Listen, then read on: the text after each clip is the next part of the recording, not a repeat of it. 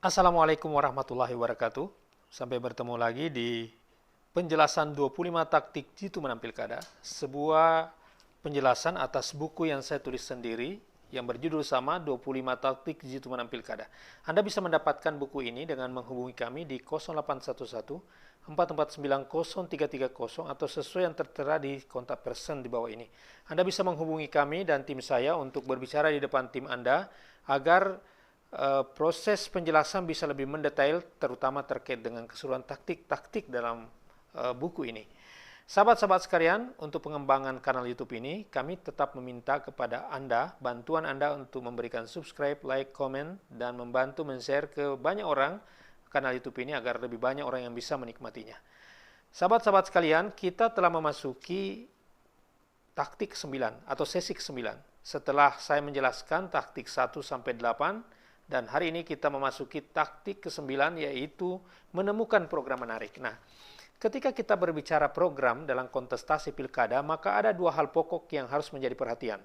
Yang pertama adalah bahwa bagaimana program itu menarik dan menjadi harapan dari pemilih sehingga pemilih ingin memilih kita.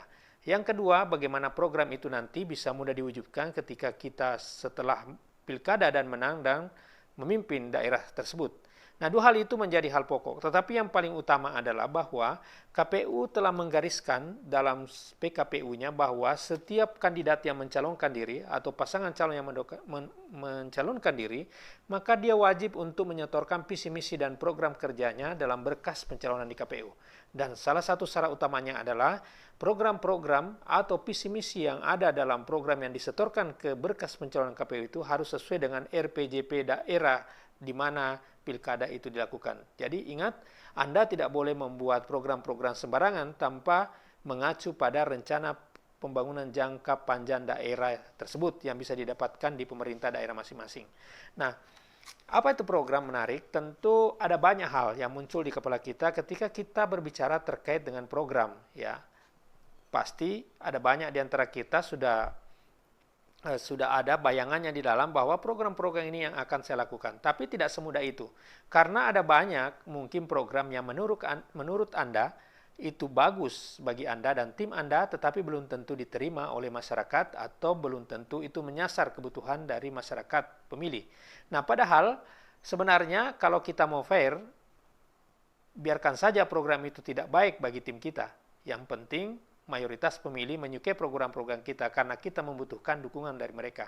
Maka dalam buku ini sudah ditulis sebenarnya ada dua, di halaman 85 ada dua hal yang bisa menjadi pokok di antara banyak hal yang bisa dijadikan dasar ketika membuat program.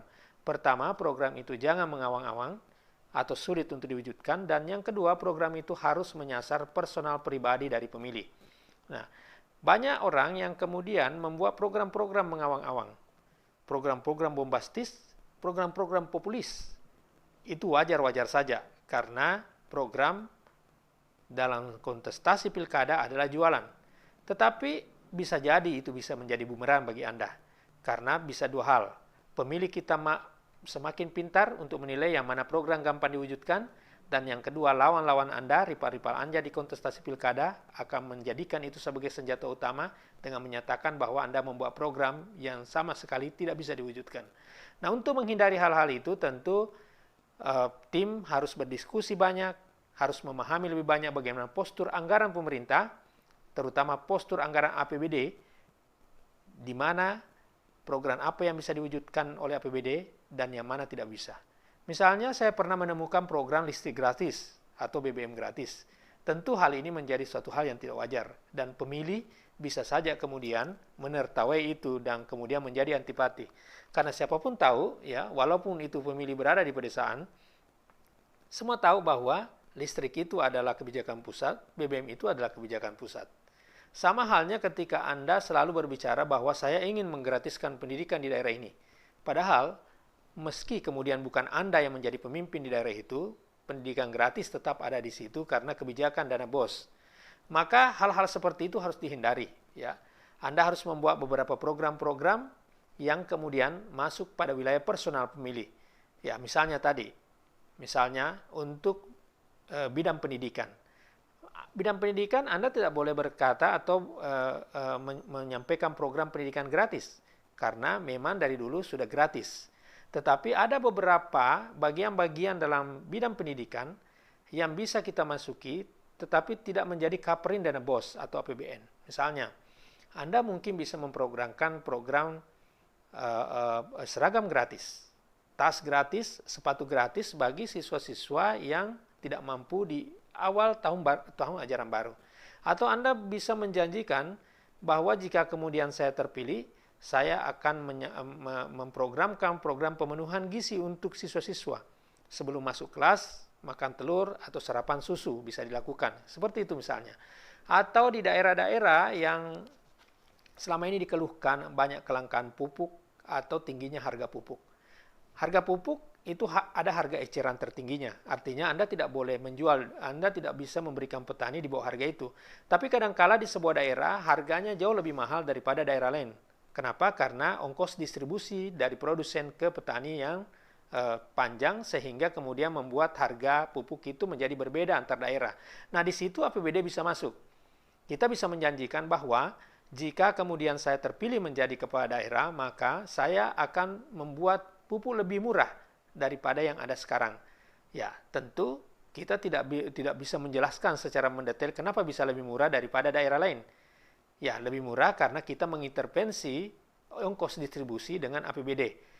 Jadi pengapalannya, pengirimannya ke petani itu ditanggung oleh APBD yang membuat harga bisa ditekan dan berbeda dengan daerah lain. Ya, itu sebagian contoh-contoh yang mungkin bisa kita lakukan. Misalnya di sebuah daerah ada masyarakat, sebagian besar masyarakatnya masih buang air besar sembarangan. Anda bisa membuat di situ program jamban gratis. Untuk langkah awal, kita bisa membuat 2-3 jamban gratis di rumah penduduk, dan kemudian setelah itu kita sampaikan kepada penduduk sekitar bahwa jika kemudian saya terpilih, maka akan ada program jamban gratis untuk seluruh rumah tangga di daerah ini, jadi Anda tidak perlu lagi BAB sembarang. Nah, seperti itu, sebenarnya hal-hal yang sederhana, tetapi tentu tetap harus memerlukan diskusi yang panjang dan juga yang paling penting riset. Nah, ini yang paling penting. Anda tidak bisa meraba-raba program apa yang akan saya buat pada sebuah daerah. Setidaknya saya menyarankan Anda membuat riset, memohon bantuan dari konsultan untuk membuat riset atau penelitian atau survei yang kemudian bisa menangkap keinginan besar masyarakat di daerah itu, apa yang menjadi dominan keinginan masyarakat di daerah itu. Sehingga pada setiap wilayah program-program yang kita tawarkan berbeda-beda dan itu pasti hasilnya akan efektif. Itu penjelasan singkat dari taktik ke-9 ini. Tentu penjelasan lebih detail ada di dalam buku ini. Silahkan Anda mendapatkannya di kami. Tetap subscribe, berikan like, komen, dan share. Bantu kami untuk men-share kanal YouTube ini agar lebih banyak orang yang bisa menikmatinya. Sampai ketemu di taktik-taktik berikutnya, 9, 10, sampai 25. Terima kasih atas perhatiannya. Wassalamualaikum warahmatullahi wabarakatuh.